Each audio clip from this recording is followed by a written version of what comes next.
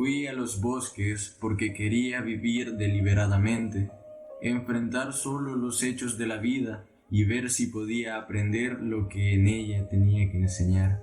Quise vivir profundamente y desechar todo aquello que no fuese vida, solo para no darme cuenta que en el momento de morir no había vivido. Iniciamos con esta cita de Henry David Thoreau para nuestro podcast.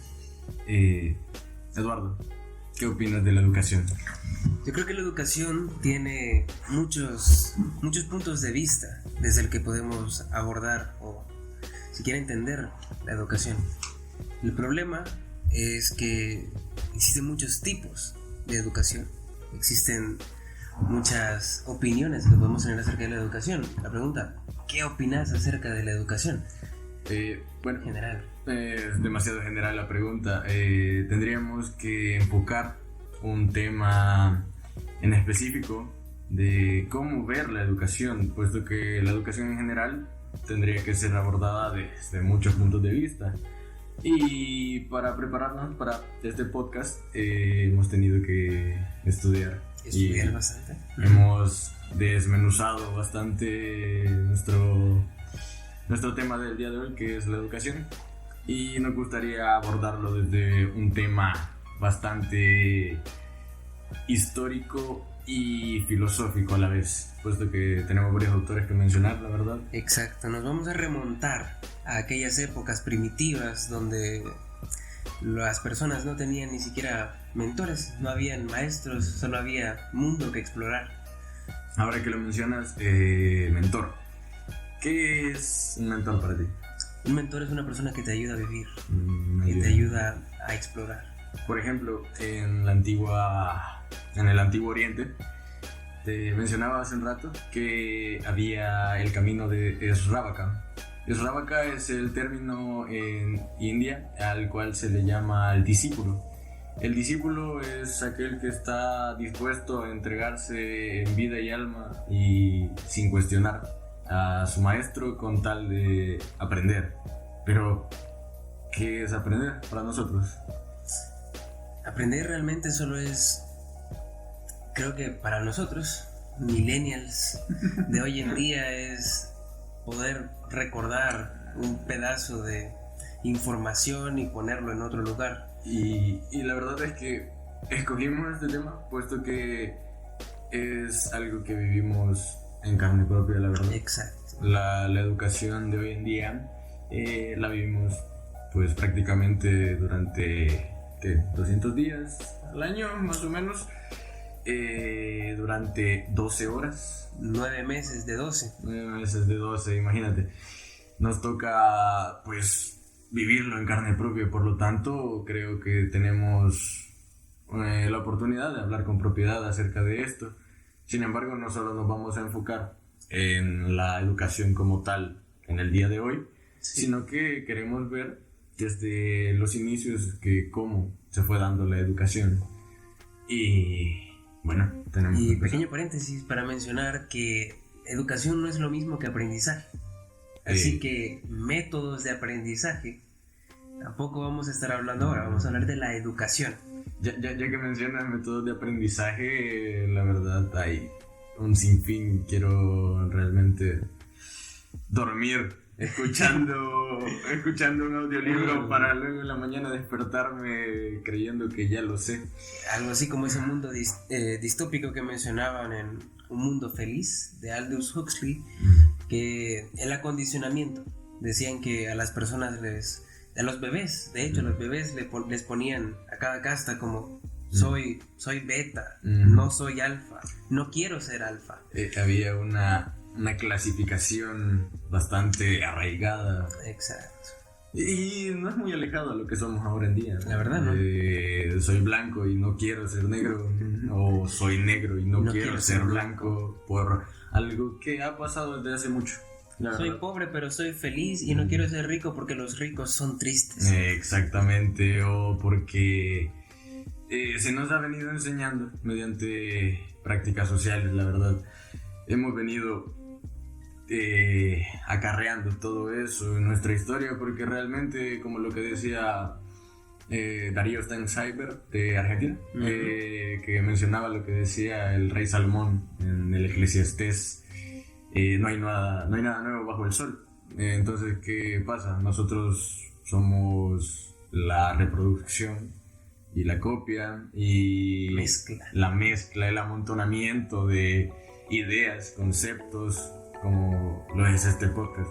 Realmente Exacto, nosotros sí. esta vez no vamos a venirles a dar una idea nueva, y tampoco venimos a decirles que tenemos la verdad absoluta.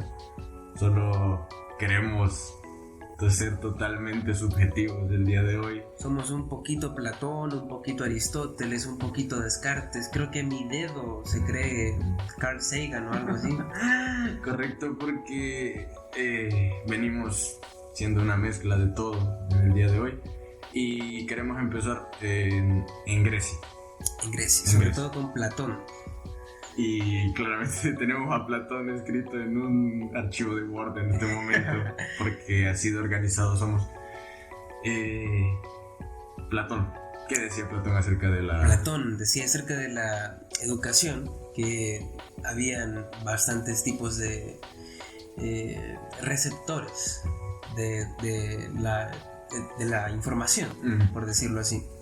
Básicamente, Platón era un poquito curioso en sus métodos de enseñanza. Él se ponía a pelear con la gente para enseñar, pero él decía que básicamente podemos aprender de forma empírica. Sí. Aquí vamos a hacer un pequeño paréntesis para meter los 3 tipos que nosotros conocemos de educación. Exacto. Está la educación formal, la educación informal y la educación empírica. Y, o sea, Platón decía mucho acerca de... Era una educación verbal, básicamente. Eran debates, eran muchos conflictos entre todos los que asistían. Por ejemplo, ahí nace el término de escuela, nace el término de una academia, porque si podemos recordar, está Aristóteles, Platón, está Diógenes. Diógenes viene de la escuela cínica.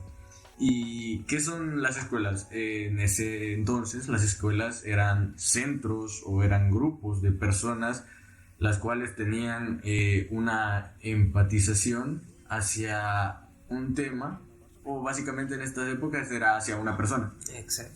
Puesto que filósofos, aquellos que veíamos como los más grandes, nos gustaba y queríamos ser discípulos de ellos. Entonces, ¿cómo abordaba Platón la educación? Básicamente Platón decía que, bueno, estoy seguro que conocen el mundo sensible y todo eso. Básicamente Platón decía que podemos agarrar un poquito del mundo, y a través de agarrar un poquito del mundo podemos metérnoslo en la cabeza, y a través de metérnoslo en la cabeza podemos crear nuevas cosas a partir del mundo que ya teníamos. Por tanto, en teoría el hombre sí puede crear. Había una idea ahí bastante vaga de lo que decíamos. Se relaciona bastante, puesto que lo que Platón dice es lo mismo que nosotros dijimos al principio. Somos la mezcla y somos la reunión de todas estas ideas y de todos estos conceptos que nos han venido dejando. Y bueno, Platón, Aristóteles y Diógenes tenían algo en común, que les gustaba hablar. Les gustaba platicar ahí en la calle con todos los viejitos. Y esto es bastante parecido Eran viejas chambrosas. a lo que pasa con Homero. Cierto. ¿Qué hacía Homero? Platicaba mucho y la gente se memorizaba lo que decía. Imagínate qué importante tenía que ser lo que decías para que la gente en la calle a la que le contabas cosas se lo memorizara. Claro, y bueno, hasta el día de hoy hemos logrado tener las aventuras, las odiseas de Homero. Ese cuentacuentos. A medida las personas fueron escribiéndolas. A partir de memorizarlas, conforme fue creándose la escritura, se tuvo que ir plasmando en papel para que no se perdiera ese patrimonio. Pero ocurre algo con la educación de oral a escrita. ¿Qué es lo que pasa? Se deforma. Exacto. Cambia. ¿Por qué? Porque, digamos, yo te cuento algo a vos y vos se lo contás a otra persona. Esa persona se lo va a contar a otra y esa otra puede que no se lo cuente con las mismas palabras y se lo cuente de una manera diferente. O puede que los sinónimos no tienen el mismo impacto en todos. Exactamente, o puede que lo entienda diferente o se dé a entender diferente. Entonces, ¿qué pasa muchas veces con la historia que sirve para educarnos hacia nosotros? ¿Qué pasa? Que se ha venido deformando. Pues hace poco estuve viendo en Instagram acerca de un post que decía que estábamos siendo personas del siglo XXI, educados por hombres del siglo XX, con conocimientos del siglo XVIII, etcétera, etcétera. Entonces, ¿qué es lo que pasa? No somos contemporáneos. Venimos arrastrando bastantes ideas, las cuales hemos creado como fundamento de la humanidad. Y, bueno, ¿qué opinas acerca de la filosofía en cuanto a la educación en Grecia? Filosofía en cuanto a la educación en Grecia, realmente no había una escuela como la que decir, digamos, voy a mandar a mi hijo a la escuela porque quiero que mi hijo salga de la universidad y sea ingeniero. No, realmente no. Pero las personas sí tenían un enfoque de la educación que era bastante... De hecho, la educación en Grecia era algo muy importante porque fue literalmente la ciudad donde empezó toda la polis y empezó a desarrollarse la democracia. Entonces, de hecho hay una pequeña anécdota de este tipo que le decía que si le enseñaba a debatir le iba a pagar con 3 burros, creo, algo así. Sí. Y cuando al final terminó su educación, le dijo que si perdía un debate contra él, le iba a pagar. Pero como nunca debatió contra él. Exactamente, era como lo de... Básicamente es una paradoja. Es acerca de que si daba su primer debate, él estaba obligado a pagarle a la persona que le enseñó. Sin embargo, si él perdía este debate, la otra persona tendría que pagarle. Sin embargo, si nunca se enfrentaban en un debate, nunca iba a tener que pagarle. Por lo tanto, se forma una paradoja allí. Pero en sí, Grecia ha sido, junto con la India, el mundo oriental, ha sido las bases del mundo occidental. Porque el mundo moderno, contemporáneo, líquido, decías, Bauman. Y de ahí ya viene la separación de segmentos de la sociedad, puesto que la educación antes en Grecia se tenía que pagar. Sí, porque... ¿Con burros o en especies? Como sea. Solo me acuerdo de uno, que puede que hayan varios, no lo sé, pero de uno que no pagó, y ese es Diógenes. Diógenes de Sinope. El perro, él decía que una tarde él lo corrieron de casa porque se robaron. Él fue donde el oráculo a preguntarle qué debía hacer. Él tomó literal la enseñanza que le dio el oráculo y se fue a robar en un banco de Grecia. Y lo corrieron de su lugar. Y un día se encontró con el fundador de la escuela cínica. La escuela cínica se basaba en principios de la vida humana muy básicos. Porque, ¿qué caracteriza a un cínico de la época? Un cínico de la época es una persona que básicamente no reacciona a la vida. Y algo bien característico es que de su vestimenta es que no posee ropa. Él solo tenía un trapo blanco, un bastón. Austero. Un austero. Sí. ¿Sabes qué? Me acabo de recordar de una canción de Axel Catalán, creo que se llama. Se llama Soy un tipo austero. Curioso. No sé qué tiene que ver, pero entonces... Yo solo he escuchado la de valer verga, creo que Sí, qué bonito. Si vamos a valer verga, que vamos a valer bien. El indie folk mexicano. Indie folk mexicano, exacto. Entonces, lo característico de Diógenes era que solo tenía un trapo, un bastón y tenía Su barril. Y un cuenco para tomar agua. Y había un niño. ¿Querés contar la anécdota de cómo se deshizo de su cuenco? Sí. Un día él estaba ahí en su barril viendo la gente pasar cuando de repente vio a un niño agarrando agua con sus manos y se quedó viendo su cuenco y dijo: ¿qué puedo hacer un cuenco con mis manos? Así que fue a tomar agua con sus manos y vio que el cuenco ya no era necesario, era inútil, porque sus manos eran su cuenco. Así que simplemente se deshizo de él. Es como apegarte a lo únicamente necesario para vivir, puesto que él vivía de semillas y de cosas que le regalaban las personas, pero él no trabajaba para tener en aumento las cosas. Entonces él le pidió a su... Él sí practicaba lo que decía, no como aquellos pesimistas, no voy a decir nombres, Schopenhauer. El que nos introdujo a la depresión de mentira. Cierto, depresión de mentis. Un saludo a Washingo. No, sí, entonces era un hombre muy apegado a sus enseñanzas, tanto que le dijo a su maestro que no era lo necesariamente radical para cumplir sus enseñanzas. Se fue de la escuela cínica y aprendió de la vida. Hablando de la vida educa a veces. Exacto, la vida te puede enseñar a base de malas y buenas experiencias todo lo que necesites saber. El problema es cuando la vida te mata. Pero ya no puedes aplicar.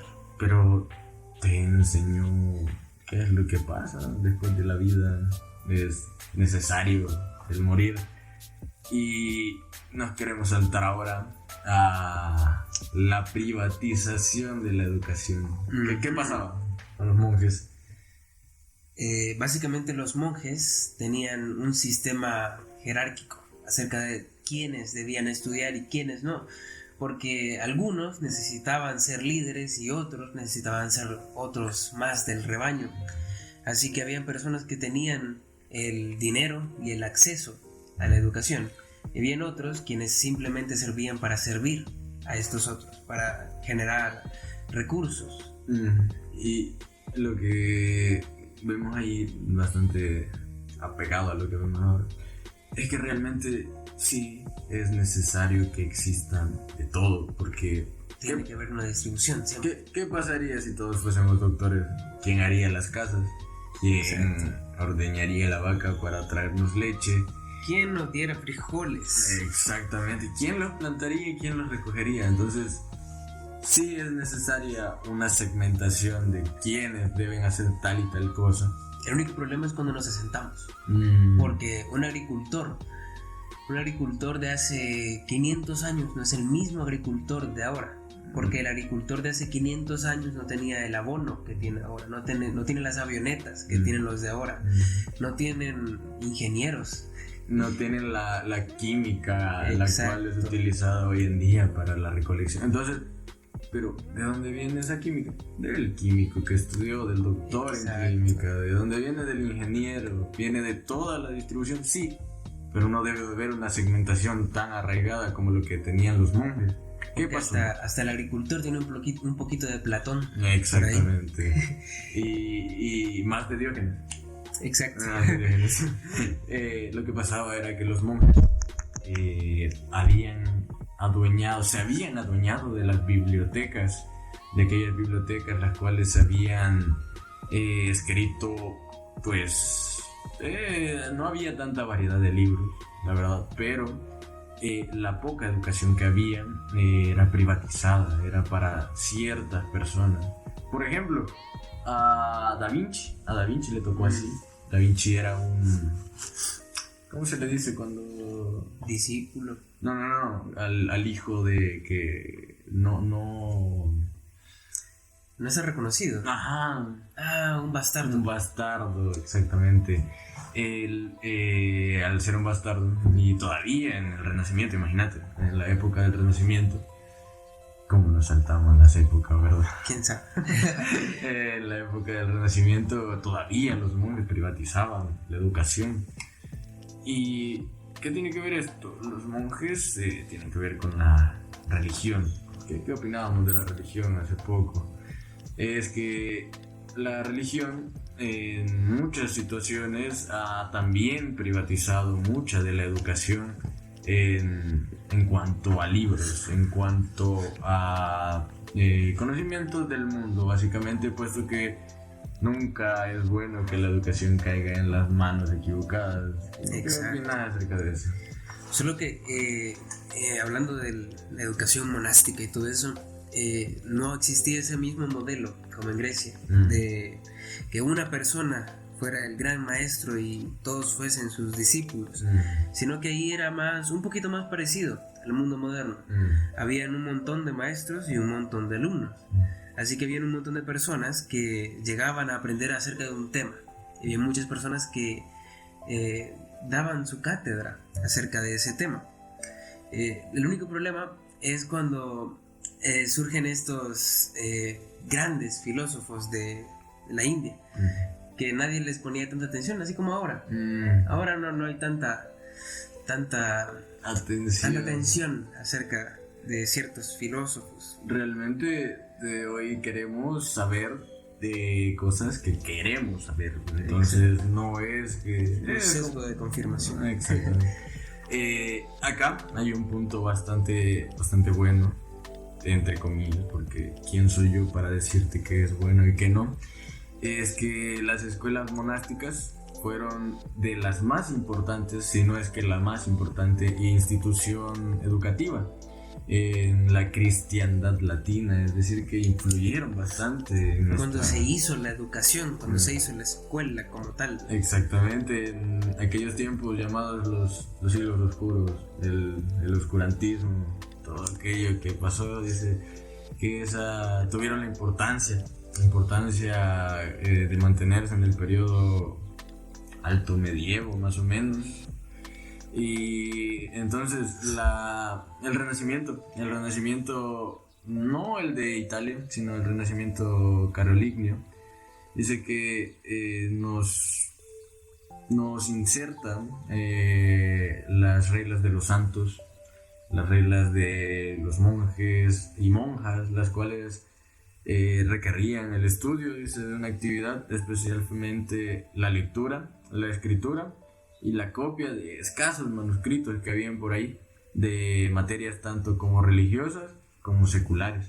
Entonces, los monjes han tenido una bastante importante influencia en nosotros.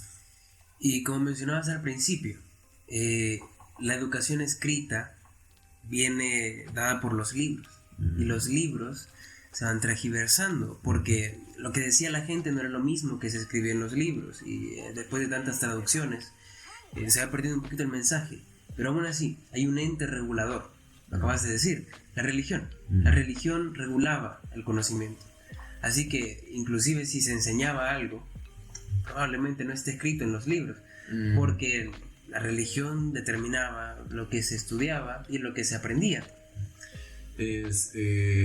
Ahorita podemos ver cómo el conocimiento influye en la ciencia.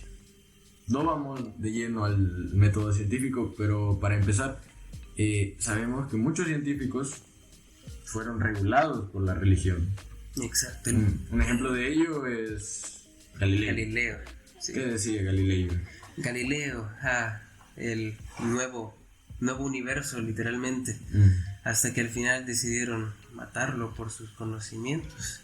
Decidieron perseguirlo y hacerle creer que era profano y que venía del infierno. Es bastante gracioso porque me recuerda de Copérnico, cuando Copérnico nos enseñó de que no éramos el centro del universo. Exacto. Que esa era una educación antes de Copérnico era una educación, pero una educación errónea. Exacto. La cosa surge cuando un ente dogmático regula algo objetivo. Y ahí entra una pregunta bastante, ahorita se me acaba de ocurrir, ¿te podés educar erróneamente? Yo creo que te puedes educar No te puedes educar erróneamente. Te Sí. puedes educar acerca de cosas que sepas que están mal. Ujú. Porque siempre haciendo esta distinción entre el saber del saber, el saber del no saber, el no saber del no saber. Así que probablemente tenés que saber que no sabes algo, por lo menos. Exactamente. Entonces, estás educado, por ejemplo, de que esa información que te dan no es concreta, no es verdadera. Pero esto depende mucho de la persona, de la subjetividad de la persona, porque qué es correcto y qué no. Yo no puedo decirte, lo que decían varios pensadores es que la información no es buena ni mala. La información es indiferente. Exactamente, lo que es bueno y lo que es malo es lo que haces vos con esa información. Entonces, los periódicos. Eso me recuerda a Pan y Revólver. ¿Te acuerdas? Masferrer. Citamos acá también. Alberto Masferrer. Es uno de los poemas o fragmentos de poemas que han venido en el examen de lenguaje Sí. de donde estudiamos. Una obra literaria, de hecho. Exactamente. Es como que... El dinero maldito. Exacto. El mismo objeto puede servir para muchas cosas, solo que si sabes que un arma sirve para disparar y para matar gente, por lo menos sabes cómo protegerte en contra de esas armas. Pero si no supieras, probablemente te mataran muchísimo más rápido. Así que el saber de armas te salvó la vida. El saber de armas no siempre implica el que vayas a asesinar a alguien. Exacto. Sino que te puedes proteger de que te puedan llegar a asesinar. Entonces, la educación no es buena ni mala. Te pueden enseñar cómo o los puntos en los cuales puedes atacar a una persona y matarla. Pero ya depende de ti si vas a poner en práctica lo que has aprendido. Exacto. Entonces, de acá, un salto medio brusco, la verdad. Nos pasamos al oriente, a Siddhartha. Siddhartha, sí. Siddhartha es... La introspección con nombre, la introspección con nombre. Acá entramos bastante en nuestro terreno, porque hablo por los dos. Nos gusta bastante la filosofía oriental, budista. Y taoísta. Todo lo que se desprende de ahí, podríamos empezar a hablar de lo que viene siendo el Tao. Exacto. Pero tenemos que advertir algo antes. El Tao que puede ser descrito no es el verdadero Tao. No es el verdadero Tao, por lo tanto, lo que les vamos a decir ahora puede que sea inservible en el mismo momento en el que lo estamos pronunciando. Eso no quiere decir que no les pueda servir a ustedes, pero no podemos hablar objetivamente de lo que es el Tao. Pero vamos a intentar de una forma humilde, la verdad, porque no sabemos realmente qué puede ser. Entonces, ¿qué nos puede enseñar el Tao? El Tao nos puede enseñar absolutamente todo. Nos puede enseñar no métodos para aprender cosas, pero el Tao sí nos puede enseñar cómo recibir las cosas. El Tao nos puede enseñar, por ejemplo, este pequeño fragmento, creo que era el capítulo 10, creo, por ahí, que mencionaba que si uno afila mucho una espada, al final la va a terminar quebrando. Entonces, si uno recibe demasiado conocimiento acerca de algo, probablemente te termines quebrando vos solito. Por ejemplo, Nietzsche, terrible, se murió de pulmonía. Algunos dicen que loco, porque primero le dio sífilis, porque era puto, quién sabe. Y, o sea, el Tao, hablando de esto del saber mucho, te dice, habla con humildad. También te recomienda el no hablar, el silencio. Dice que si tú sabes y sabes mucho, por favor no aparentes que sabes, porque esto daña bastante, porque él decía, ¿quién lo decía? Lo decía Lao Tse. Lao Tse es el escritor del Tao Te Ching, el camino de la virtud, más o menos se le puede traducir así. Y decía que el que sabe mucho es el que sabe que no sabe. Exacto. Es como lo que decía Aristóteles. Y Carl Sagan también. También. Carl Sagan decía que lo que nos hace comprender toda la vastedad del universo es que nosotros seamos tan chiquitos. Porque si nosotros somos muy chiquitos, podemos compararnos con el universo y poder comprender qué tan pequeñitos somos. Sé de ciencia, al principio de sus videos, sale la frase de lo que nos hace grandes. Lo que nos hace grandes es ver lo pequeño que somos. Sí, entonces Aristóteles decía, el hombre más sabio es el que sabe que en cuanto al saber no sabe nada. ¿Qué quería decir esto? No estaba diciendo de que tenés que no saber, tenés que ser ignorante. Ajá, no. Te decía que si tenés la suficiente capacidad para saber que lo que vos sabés es una gota de agua en el inmenso mar del conocimiento, eso es lo que te hace un hombre sabio. ¿Y qué es un hombre sabio? Hay mucha diferencia entre qué es lo sabio y qué es el conocimiento. ¿Cuál podría ser la diferencia para vos? Yo creo que un hombre que tiene conocimiento sabe que es una gota de agua, pero no sabe el espacio en el que puede estar esa gota de agua, no sabe cuánto mar hay, porque también lo que mencionábamos todo este rato es el conocimiento del no saber, poder saber lo que no se sabe. Entonces el poder conocer esa gota no hace que conozcas absolutamente todo el mar, porque hay agua más salina que otra, hay agua más alcalina que otra, hay agua que tiene compuestos diferentes, hay una gran diversidad con plástico, sí. Quién sabe. Como la isla que hay cerca de Texas, terrible, está llena de plástico. Sí. Pero sí, ya no hay tortugas. Ya no. Un ejemplo de que estamos salvando el planeta es que hace poco nos tomamos una soda sin pajilla, sin popote. Estamos a favor del medio ambiente, de las tortugas. Entonces, lo que quería decir, yo voy a donar a lo de MrBeast, sí, a los 20 millones de árboles. Hace poco estaba viendo también acerca de un review crítica de que nos sirven 20 millones de árboles. De hecho, el gobierno chino creo que está plantando billones de árboles, porque saben que la polución es un problema muy, muy grande. De hecho, no se puede caminar en las calles de China sin llevar una mascarilla, porque la calidad del aire es demasiado pobre.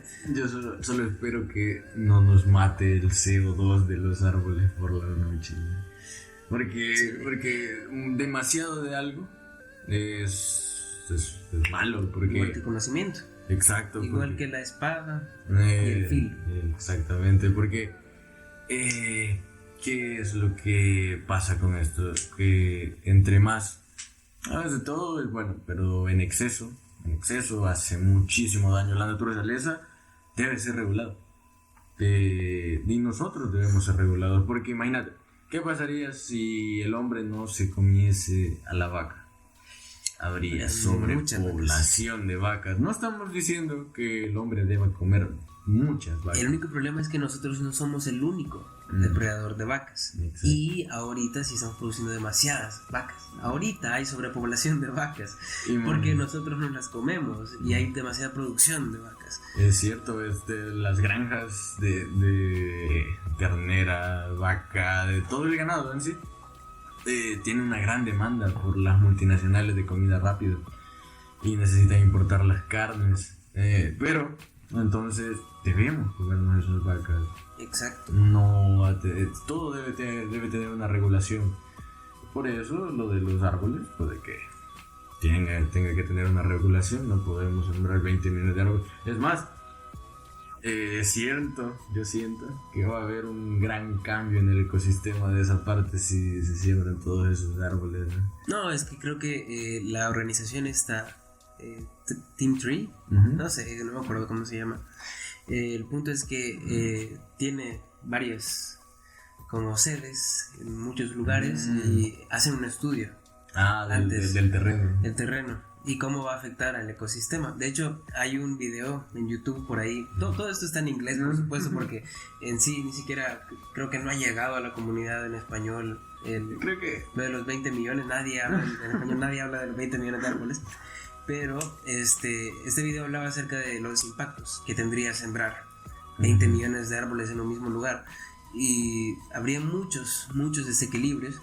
Lo único que hay que destacar es que esta organización sí hace sus estudios acerca de cómo debe haber.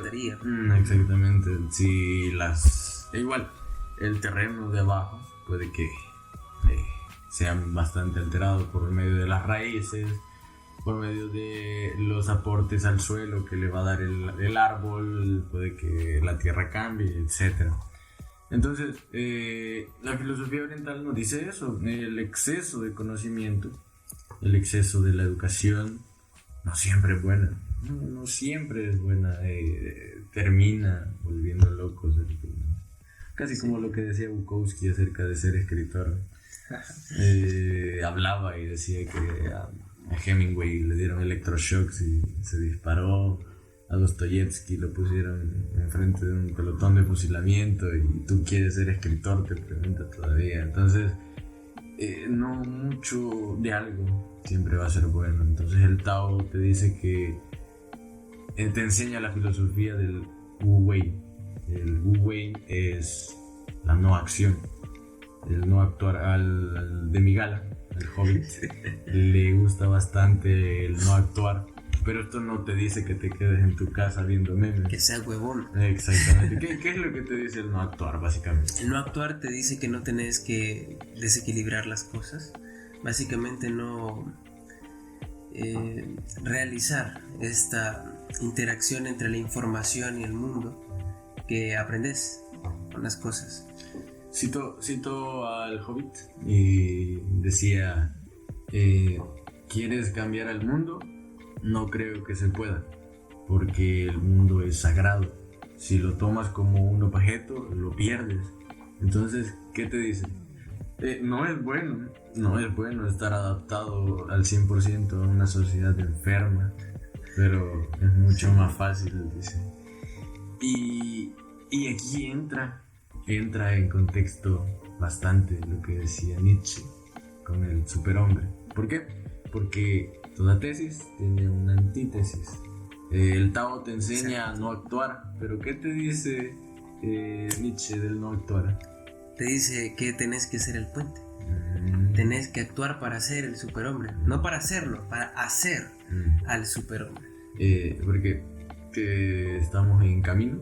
Estamos en el camino. No creo que lo alcancemos, decía, pero podemos llegar a acercarnos un poco al superhombre. ¿Pero qué es el superhombre?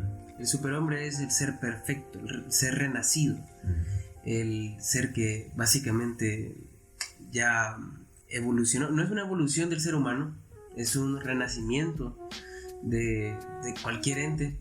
De hecho, es el superhombre para la ardilla, tanto como es el superhombre para nosotros, porque él se educa a sí mismo. Esa es una parte interesante que mencionan ahora en un podcast acerca de la educación. Paréntesis. ¿Cuánto han aprendido de este podcast ustedes?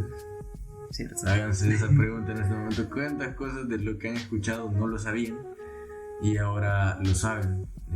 Cerramos paréntesis.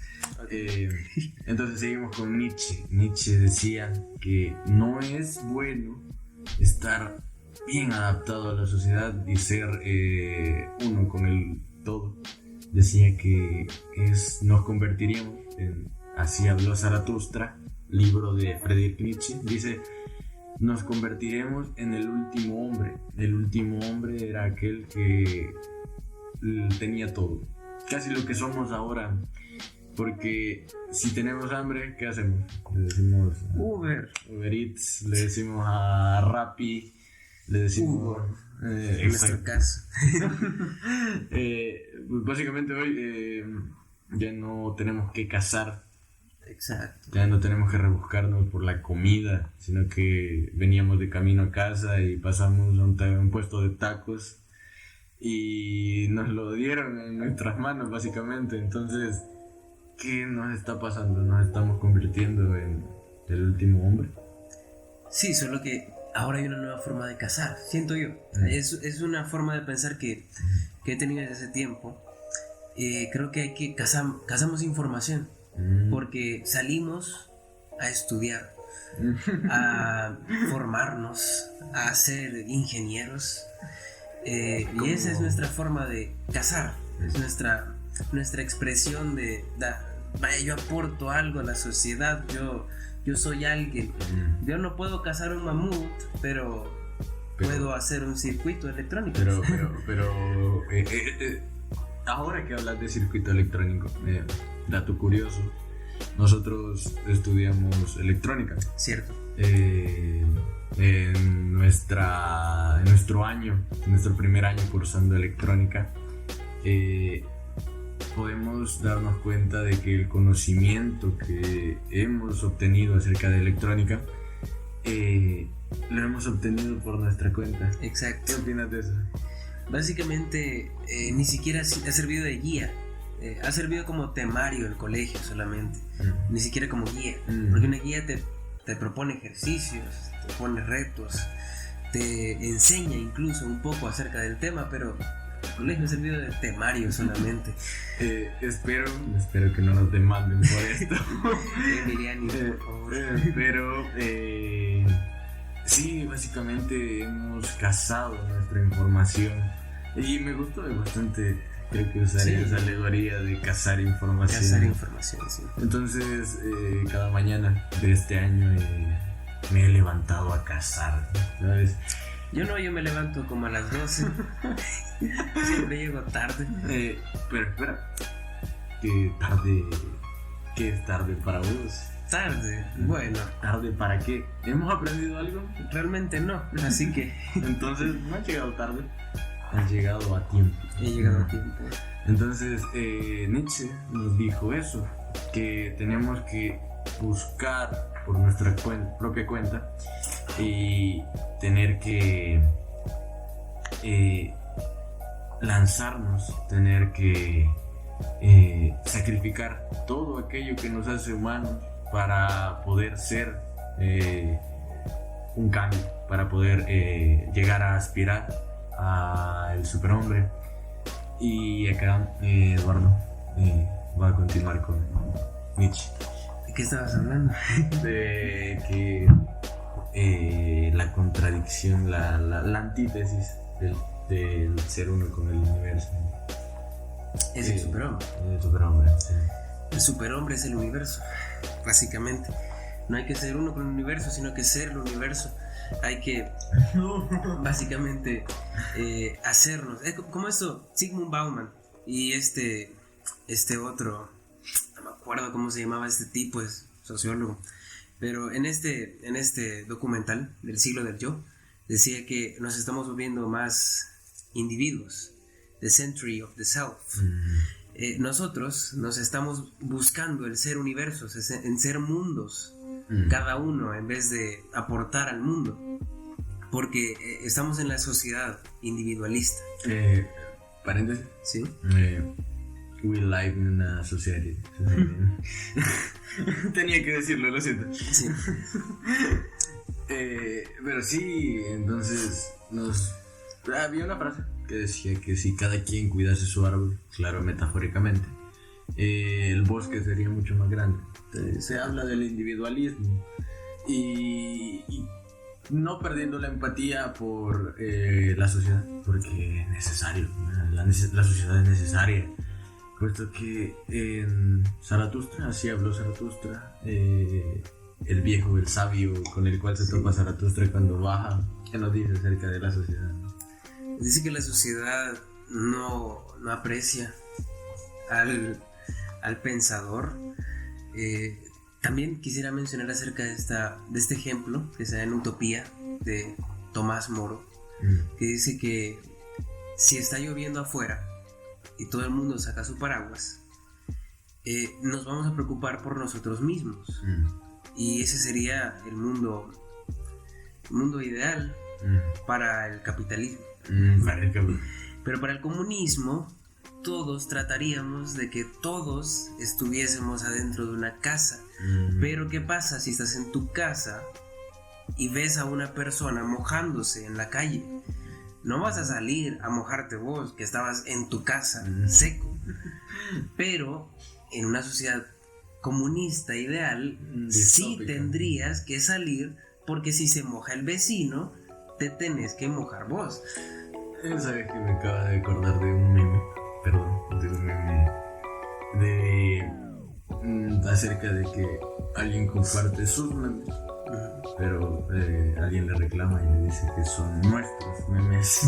Entonces, si te mojas tú debajo de la lluvia, por ende, yo también tengo que hacerlo. Tengo que mojarme. En una sociedad utópica. Exacto. Porque Eduardo Galeano decía acerca de la utopía, como Eduardo acá. Acerca de la utopía decía que la utopía nunca la vamos a alcanzar. Claro, el nombre lo dice. Exacto. Utopos. Exacto. Sí, pero entonces, ¿de qué nos sirve la utopía? Decir? Y nos sirve para caminar. Dice que si yo me acerco 15 pasos, la utopía se alejará 15 pasos. Y si yo me acerco 20, ella se alejará 20. Y si yo me acerco 1000, ella se alejará 1000. Entonces, si nos ponemos a pensar, no sirve de nada, ¿verdad? Pero nos sirve para avanzar.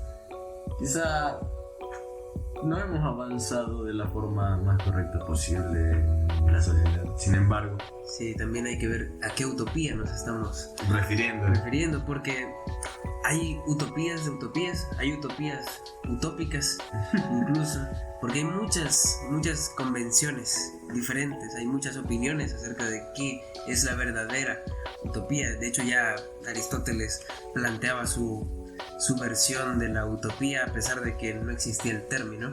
Ya este escritor Tomás Moro acuñó el término utopía.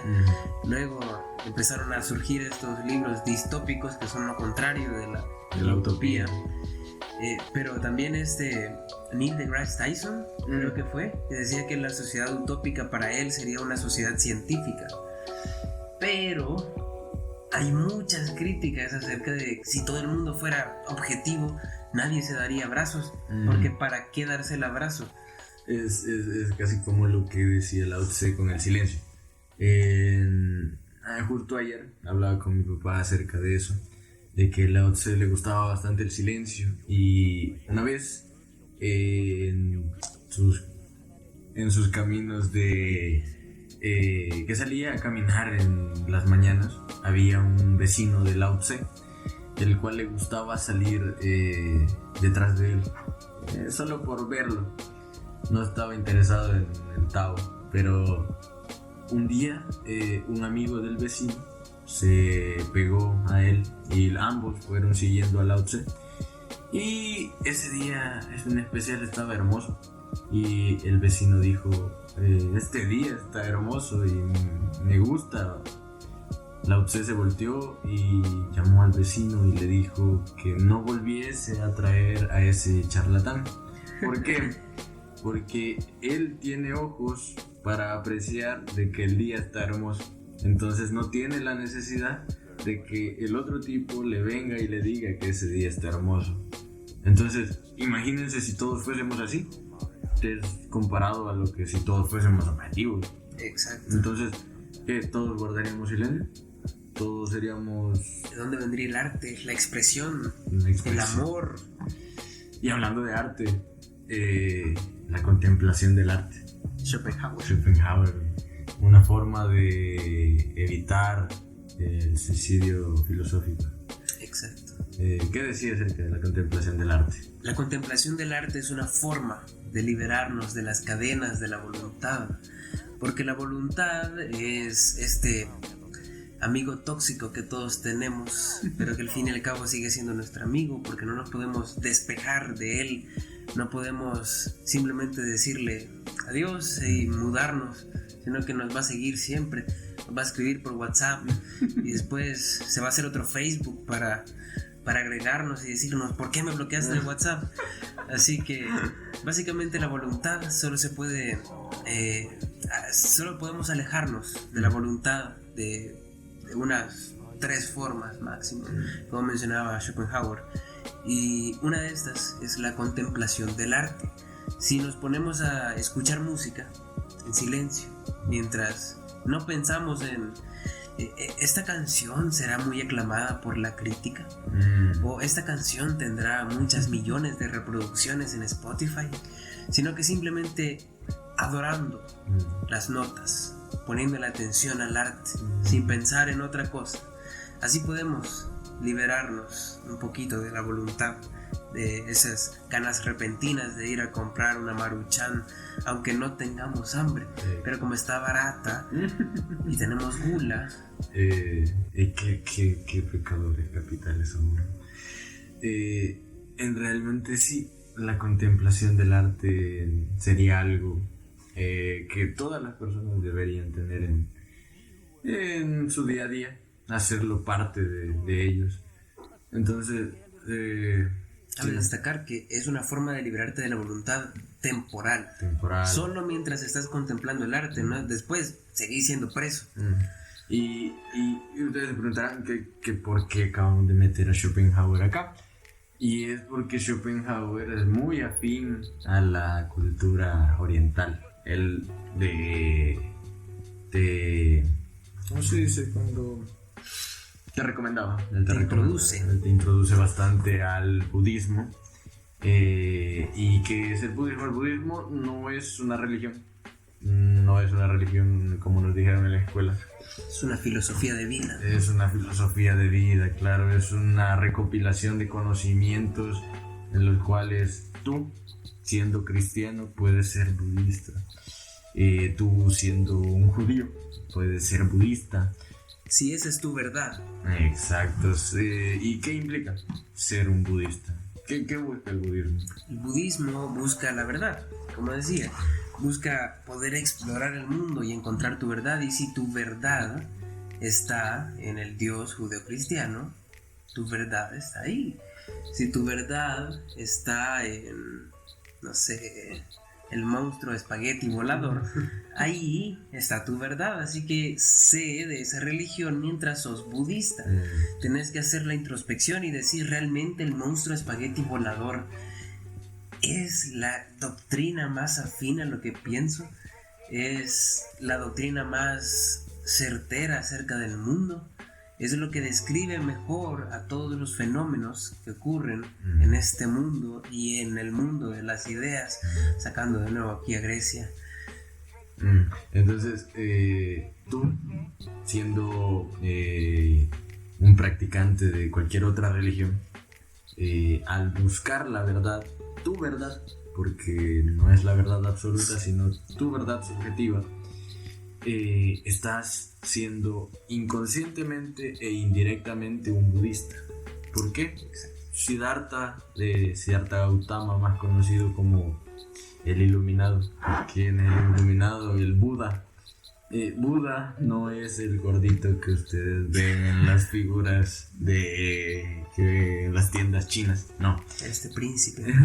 Buda en la India antigua se le dice al iluminado, aquel que alcanza un estado de espiritualidad superior al de los demás.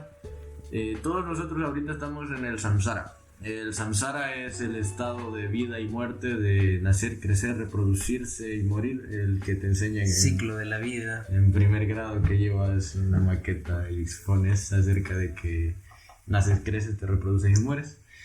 Ese es el samsara. Desde chiquito te dicen que te vas a morir para nada. Hablando de eso, quiero citar a Miguel ahorita. ¿Cuándo te diste cuenta que te ibas a morir? No me acuerdo. Creo que tengo muy presente este momento en mi vida Y yo iba pasando enfrente de la universidad, que está por aquí. Sí, Y cerca de casa. Venía del colegio, creo que tenía 6 años, cuando de repente me puse a pensar si nosotros fuésemos hormigas. No sé, de repente me puse a pensar si fuésemos hormigas, porque acababa de matar una hormiga. Y me puse a pensar, esa hormiga no vale nada. Hasta que me puse a pensar, bueno, ¿y para Dios qué somos? Para Dios.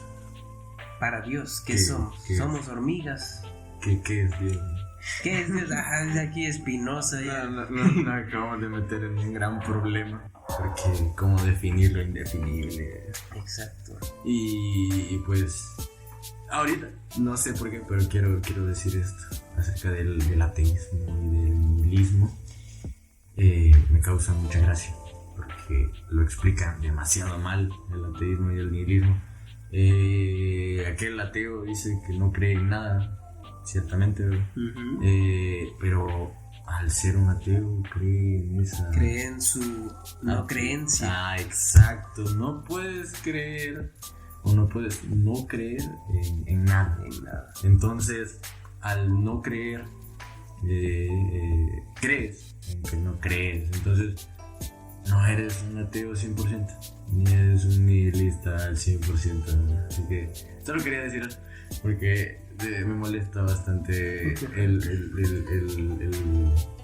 sí, típico de la clase que dice Soy ateo. Soy ateo. Soy ateo. La ciencia es mi religión. Ahí ya se perdió. Muere. Pero sí, solo quería aclarar eso. Y ahora de la... porque ya nos explayamos bastante en Oriente. Vamos a pasar ahora a ¿qué teníamos en el tiempo, Eduardo? A Descartes. Viene la ciencia. Viene la ciencia, el método científico. El método científico, se lo voy a resumir así. Observación, planteamiento del problema, planteamiento de la hipótesis, comprobación de la hipótesis, conclusiones y... ¿ya? ¿Eso es todo? Publicación. Y publicación de la investigación. Entonces, más a fondo, ¿qué es el método científico? El método científico es una forma de caerle a la verdad, una forma de poder describir lo que estamos estudiando. Básicamente, primero, ¿cómo empieza? Es ver, no, plantearnos nuestras preguntas, plantearnos el problema y luego ver el problema y empezar a describirlo de la forma más objetiva posible. Pero se tiene que amoldar. Pongamos de ejemplo este podcast. Exacto. Vamos a utilizar el método científico para cómo iniciamos este podcast. Lo primero fue la creación de la idea. Nosotros tenemos un problema y ese problema es cómo expresarnos para que las demás personas puedan escucharnos y llegar a un público el cual empatice con nosotros y nosotros empaticemos con ellos. Ese es el problema, ese es el planteamiento del problema. Ahora, ¿cómo solucionamos? Observamos el problema. Nos dimos cuenta que no teníamos micrófono. Exacto. Que no teníamos software de grabación. Es más, tenemos ahorita, queremos describirles nuestro estudio. Tenemos un atril. Tenemos un micrófono, un Shure. Un Shure SV100. El cual se ve mucho más en conciertos, es muy dinámico. Y está conectado a nuestra laptop Dell. A una Dell Latitude. Y es una laptop semi portable.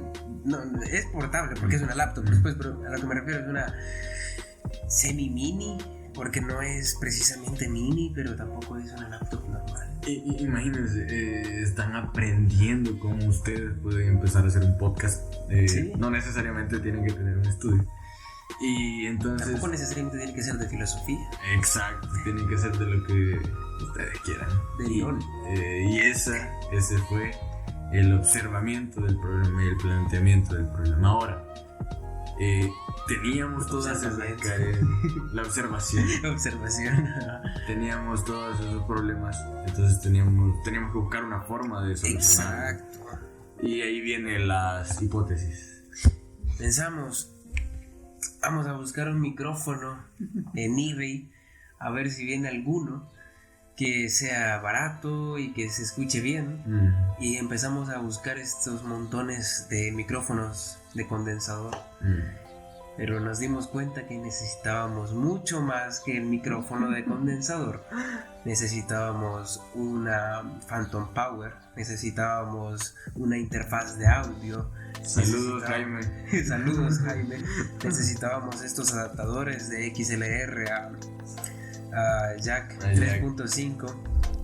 Así que decidimos decantarnos por un micrófono dinámico que solo necesita el adaptador.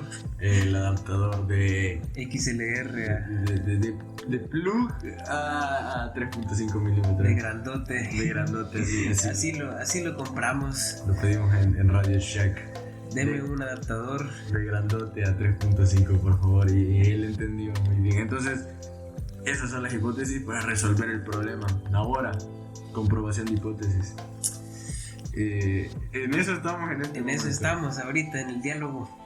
Cuando terminemos este podcast, nosotros, sin duda, en el próximo nosotros les contaremos acerca de nuestras conclusiones y a ver si se resolvió el problema. Por supuesto, si hacemos la publicación. Claro. Hablando de eso, nos pasamos ahora a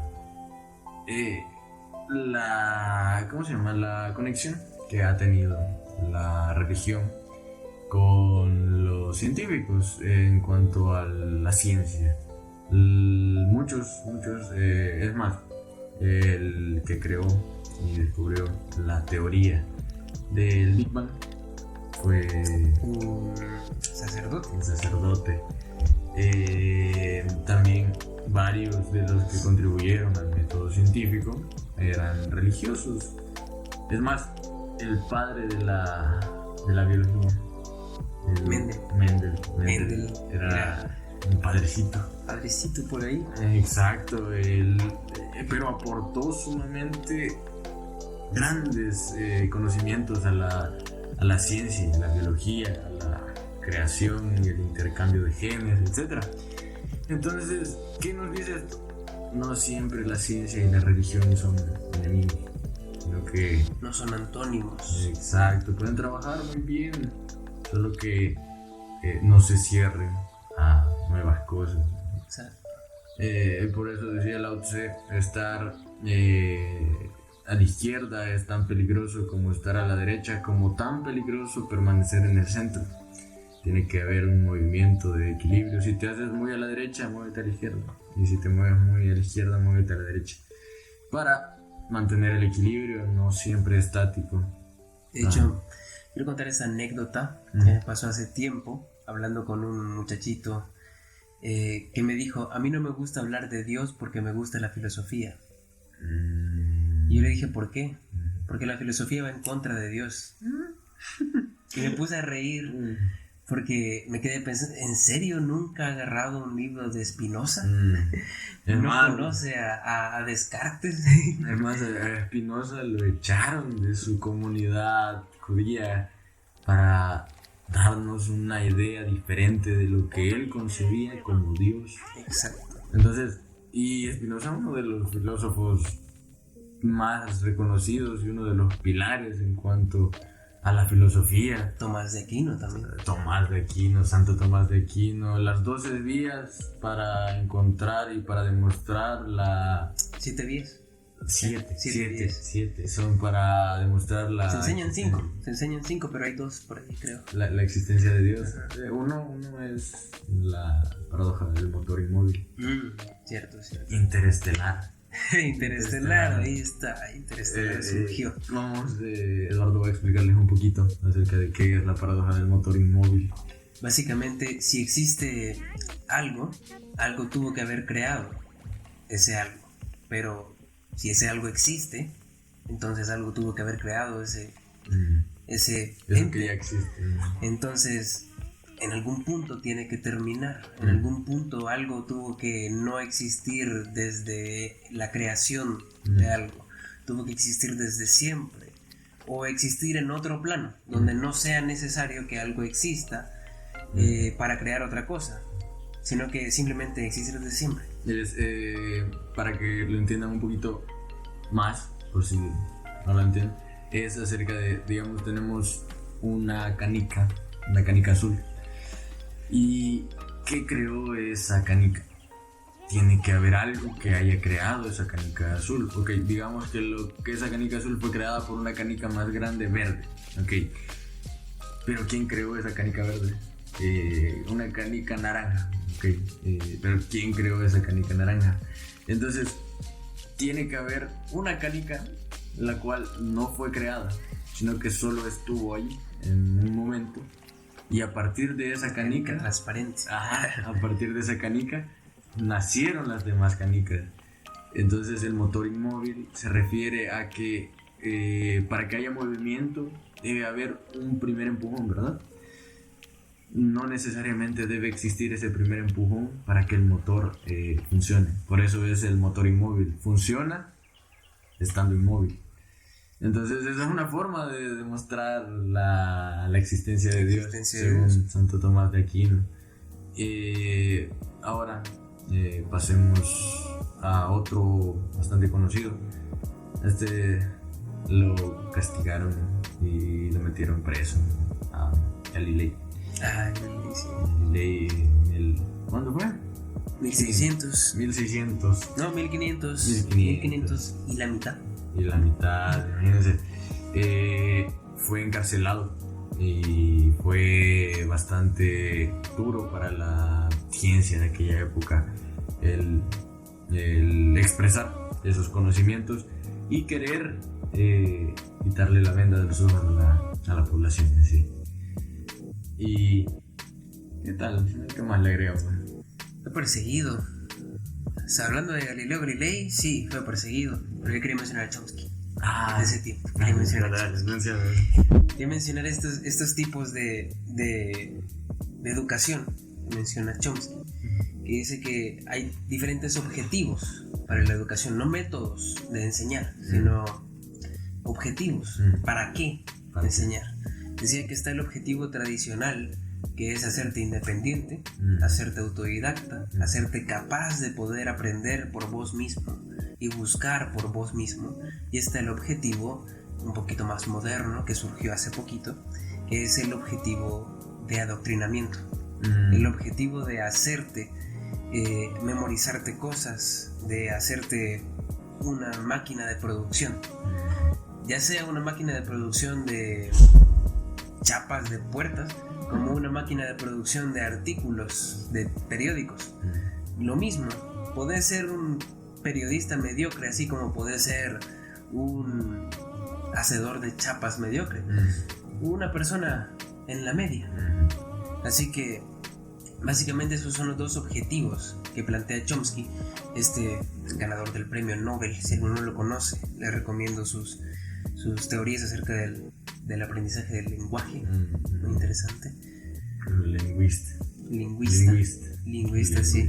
Decía que traíamos en la sangre la forma de aprender. Imagínate, la educación ha sido... ahorita acabamos. Nos estamos haciendo señas para acercarnos al micrófono para que capte mejor el audio. Sí. Pero sí, ¿qué dices? ¿Lo dejamos hasta acá? Sí, no, puede ser. Digo yo, vamos a ver cuánto llevamos. Llevamos una hora. Creo que para hacer la primera emisión de nuestro podcast es un tiempo considerable. Al que no le guste, no se aburrió, tal vez. Para que no se aburran, va a haber música de fondo. Va a haber en la postproducción vamos a editar. Y pues muchas gracias por escucharnos, la verdad. Y esperamos hacer más emisiones de esto. Ahorita la vecina acaba de estornudar. Esperemos no se oiga. Pero sí, creo que eso es todo por hoy. Es todo. Muchas gracias y nos vemos en la siguiente Emisión. Emisión, y que la probabilidad esté siempre con ustedes.